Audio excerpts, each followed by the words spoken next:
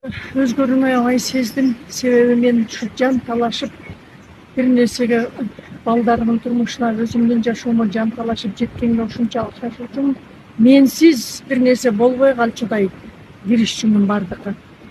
Мен жан дүйнөмө ушундай тынчтык келди. Бардыгы өз орду менен Кудайдын айтканындай болоруна, анан мындай бош, жөнөкөй болгонго келдим бул жерде. Өзүмдүн мурунку жашчылыктагы жан дүйнөмө кайттым десем дагы болот. Жан дүйнөмө тынчтык келди мындай айтканда. Мен мурун бекер эле ушул наракка чапкыланып, беракка чапкыланып жанымды салып жүргөн экенмин.